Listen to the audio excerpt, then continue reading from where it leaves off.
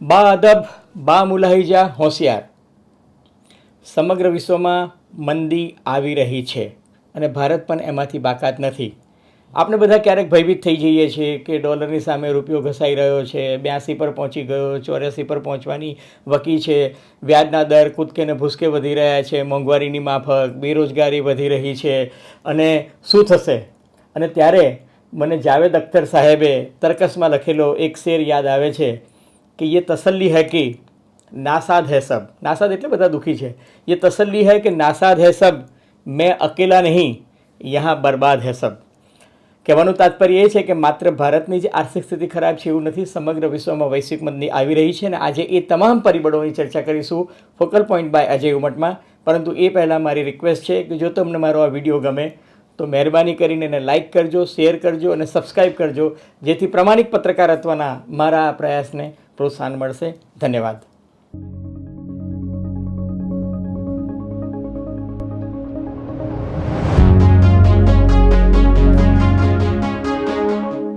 તો મિત્રો, આજે ગ્લોબલ ઇકોનોમીની શું હાલત છે એના પરની ચર્ચા જે છે આપણે શરૂઆત કરીએ. માત્ર ભારતમાં જ નહીં, સમગ્ર વિશ્વમાં વ્યાજના દર વધી રહ્યા છે. ફેડરલ બેન્કે તો ઇમરજન્સી મિટિંગ બોલાવી છે અમેરિકામાં, કારણ કે એમને લાગે છે કે અમેરિકામાં જ નહીં પરંતુ અમેરિકામાં જે મંદી આવી રહી છે એની અસર જે છે સમગ્ર વિશ્વમાં આવી રહી છે. તમને એક ઇન્ટરેસ્ટિંગ વાત કહું. વિશ્વના 3 સૌથી ધનાઢ્ય મહાનુભાવો, દાખલા તરીકે વિશ્વના સૌથી શ્રીમંત વ્યક્તિ કોણ છે? તો એલન મસ્ક, કે જે ટેસ્લાના માલિક છે અને ટ્વિટર ખરીદવા માંગતા હતા, પણ હવે એમને ટ્વિટર ખરીદવાની વાત જે છે હોલ્ડ પર મૂકી દીધી છે. કેમ? તો ટેસ્લાના માલિક જે છે એલોન મસ્ક, પછી જેફ બેઝોસ કે જે એમેઝોનના માલિક છે, અને ત્રીજા કે ફેસબુક અને વોટ્સએપના જે માલિક છે માર્ક ઝુકરબર્ગ. આ ત્રણેય મહાનુભાવોની જે આવક છે એ 2022ના પહેલા 6 મહિનામાં લગભગ એમની આવકમાં 5.5 થી 6 લાખ કરોડનો જેને કહીએ ને ઘસારો પહોંચ્યો છે. માર્ક ઝુકરબર્ગ જે છે એના પ્રોફિટમાં 36% ઘટાડો થયો છે અને શેર બજારમાં મેટા કંપની છે એને બનાવી છે, એમાં વોટ્સએપ પણ આવી જાય અને ફેસબુક પણ આવી જાય. એની શેર બજારમાં જે એની જે કિંમત હતી, જેને માર્કેટ વેલ્યુ આપણે કહીએ, એમાં લગભગ 60% જેટલો ઘટાડો થયો છે. બ્લૂમબર્ગનો એક ઇન્ટરેસ્ટિંગ રિપોર્ટ છે જે એવું કહે છે કે સમગ્ર વિશ્વના જે ટોપ 500 શ્રીમંતો જે છે એ શ્રીમંતોની આવક જે છે એ જાન્યુઆરીથી જુલાઈનું જે પહેલું જે ક્વાર્ટર જે છે એ 6 મહિનાની અંદર એમની આવકમાં કેટલો ઘટાડો થયો છે તમને ખબર છે? 1.4 ટ્રિલિયનનો ઘટાડો થયો છે. અને તમને ખબર છે ભારતની કુલ ઇકોનોમીનું જે વોલ્યુમ છે એ 2.8 ટ્રિલિયન છે. એટલે ભારતની ઇકોનોમીનું જે વોલ્યુમ જે છે એનાથી 50% જેટલી આવકમાં ઘટાડો તો અમેરિકા અને સમગ્ર વિશ્વના ટોપ 500 શ્રીમંતો છે એમની એમાં ઘટાડો થયો છે. ટેસ્લા, એમેઝોન હોય કે બ્લૂમબર્ગ હોય કે ઇવન ફેસબુક હોય, આ બધી જ કંપનીઝ જે છે એ પોતાના કર્મચારીઓની અત્યારે ધીરે ધીરે છટણી કરી રહી છે. એનો અર્થ એ કે ધીરે ધીરે બેકારી જે છે આવી રહી છે, અનએમ્પ્લોયમેન્ટ જે છે એમાં વધારો થવાનો છે. નોબેલ પ્રાઇઝથી સન્માનિત અર્થશાસ્ત્રી પોલ ક્રુગમેન કહે છે કે વૈશ્વિક મંદીનો ખતરો અત્યારે વૈશ્વિક સ્થિતિ પર ઉડીને આંખે વળગી રહ્યો છે. વર્લ્ડ ઇકોનોમિક ફોરમનો સર્વે, જે સ્વિટ્ઝરલેન્ડ બેઝડ કંપની છે, એ કહે છે કે 2023 સુધી, 2023ના અંત સુધી વૈશ્વિક મંદી જે છે એ વ્યાપક તરીકે રહેશે. વિશ્વ બેંકના પ્રમુખ ડેવિડ માલપાસ કહે છે કે ફુગાવાને નાથવા માટે કરન્સીમાં સ્થિરતા લાવવાની જરૂર છે, આર્થિક વૃદ્ધિમાં વધારો કરવાની જરૂર છે, ખપતમાં ઘટાડો કરવાની જરૂર છે અને ઉત્પાદનમાં વધારો કરવાની જરૂર છે. પણ આ તમામ બાબતો પર આપણે ચર્ચા કરીએ એ પહેલાં સૌથી મહત્ત્વની વસ્તુ એ છે કે વૈશ્વિક મંદી આવી છે શા માટે. તમને જો યાદ હોય તો 2019માં કોરોના જ્યારે પીક પર હતો ત્યારે અમેરિકાથી માંડીને ભારત સુધીના તમામ દેશોએ એક સ્પેશિયલ પેકેજીસ, આર્થિક પેકેજીસ આપ્યા હતા, કારણ કે ત્યારે વૈશ્વિક મંદી ઓલરેડી એન્ટર થઈ ચૂકી હતી.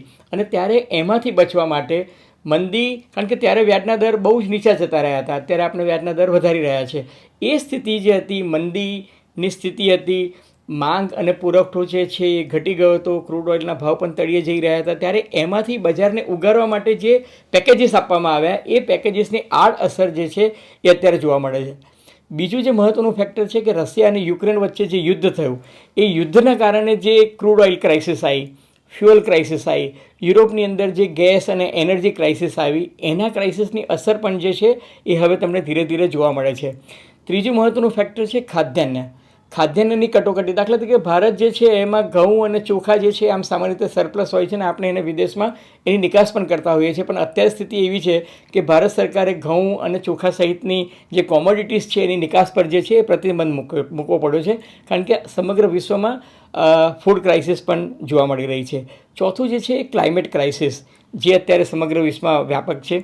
પાંચમી વસ્તુ જે છે વધતા વ્યાજદરોને ફુગાવો. હવે ફુગાવાને કંટ્રોલમાં કરવા માટે તમે વ્યાજદર વધારો છો, અને આ એક છે ને એક એવું વિષચક્ર છે, કારણ કે તમારે જો ફુગાવો ઘટાડવો હોય તો તમારે વ્યાજદર વધારવો પડે, અને વ્યાજદર તમે વધારો એની સાથે ફુગાવો જે છે ફરી પાછો વધે છે, એને કારણે મોંઘવારી વધે છે, બેકારી વધે છે, અને માંગ અને પુરવઠાનું જે ચક્ર જે છે એ બેલેન્સ થઈ જાય છે. અને એટલે જ વિશ્વ બેંકનો અહેવાલ એવું કહે છે કે આ વખતની જે વૈશ્વિક મહામંદી છે એની સૌથી વધારે અસર અમેરિકા, ચીન અને યુરોપના દેશો જે છે એમાં થશે. અને યુરોપના દેશોમાં પણ ખાસ કરીને જે બે મોટી ઇકોનોમી છે, જર્મની અને ઇટલી, આ બે મોટી ઇકોનોમી અને વત્તા યુકે, આ ત્રણ જે છે દેશો ત્યાં સૌથી વધારે એ પ્રભાવિત થવાની છે.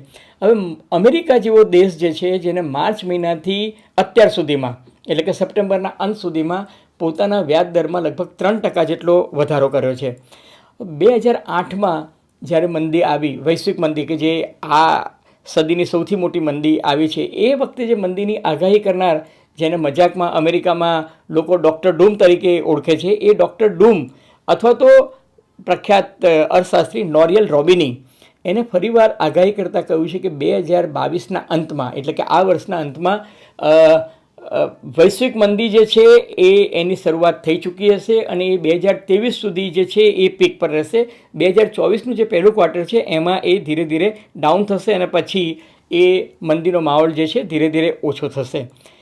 આ ડૉક્ટર ડૂમ જે છે એનું એવું કહેવું છે કે સેકન્ડ વર્લ્ડ વોર એટલે કે દ્વિતીય વિશ્વયુદ્ધ થયું એ પછી વિશ્વએ 5 મહામંદીઓ જોઈ છે. દાખલા તરીકે 1975ની મહામંદી, 1982, 1991, 2009 અને છેલ્લે કોરોના વખતે 2020. પણ આ 5 મહામંદીઓ અને 4 વૈશ્વિક ડાઉનટર્ન જેને આપણે કહીએ છીએ, 1958, 1998, 2001 અને 2012, એ તમામ મંદીઓ કરતાં આ વખતની સંભવિત મંદી જે છે એ સૌથી ખતરનાક હશે, જેના કારણે વૈશ્વિક જીડીપી છે એમાં પણ લગભગ 0.5થી 0.75% જેટલો જે છે એ ઘટાડો થશે. પર કેપિટા ઇન્કમ દુનિયાના લગભગ તમામ દેશોમાં ઘટાડો થશે. બેરોજગારી, ગરીબી અને મોંઘવારી એમાં સતત વધારો આવનારા 1.25 વર્ષ સુધી જોવા મળશે. સામાન્ય રીતે પત્રકાર તરીકે તમારી આગાહી સાચી પડે તો તમે ખુશ થતા હોવ છો, પરંતુ 1.5 મહિના પહેલાં મેં જે આગાહી કરી હતી અને ત્યારે મેં કહ્યું હતું કે રૂપિયો જે છે એ ડોલરની સામે ઘસાઈને 82 સુધી પહોંચી જશે, એ તમે મારા પાછલા એપિસોડમાં જોઈ શકશો. મારી એ આગાહી સાચી પડી છે, એનું મને દુઃખ છે, પણ વાસ્તવિકતા જે છે એ છે જ, અને એ જ વસ્તુ મંદીને પણ લાગુ પડે છે. બીજી મહત્ત્વની વાત, મેં આપને કહ્યું એમ કે રૂપિયો ચોક્કસ ડોલરની સામે ઘસાયો છે, એ એક વાસ્તવિકતા છે જે આપણે વૈશ્વિક માહોલમાં સ્વીકારવું પડશે, કારણ કે હવે ગ્લોબલ ઇકોનોમી કોમન થઈ ગઈ છે. પરંતુ છતાંય વિશ્વની અન્ય કરન્સી તમે જુઓ તો દાખલા તરીકે પાઉન્ડ અને યુરોની સરખામણીમાં રૂપિયો એટલો બધો ઘસાયો નથી, એટલે આપણા માટે એ પણ એક આશાનું કિરણ છે.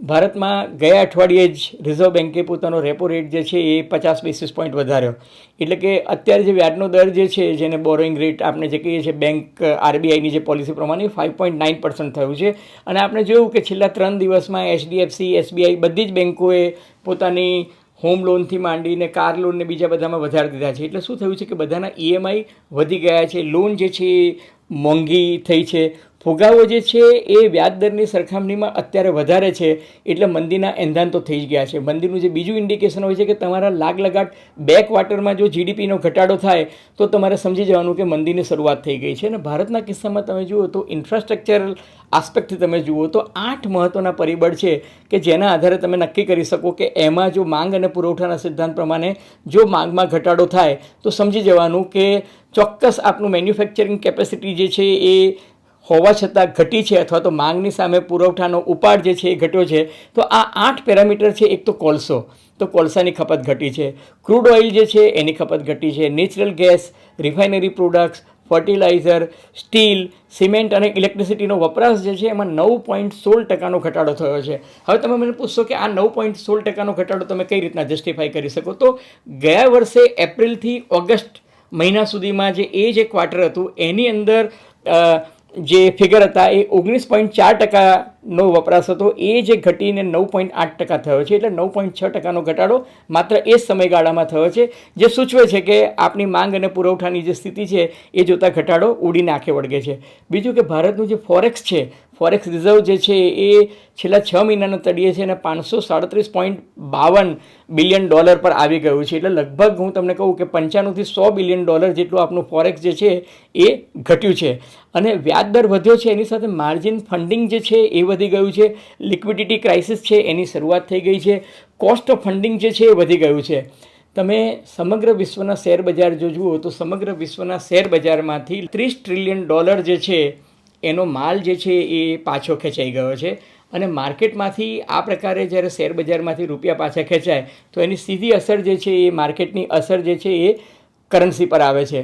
તમે જુઓ, એક તરફ ડોલર ઇન્ડેક્સ જુઓ તો ડોલર ઇન્ડેક્સ જે છે એ 20 વર્ષની ટોચ પર છે.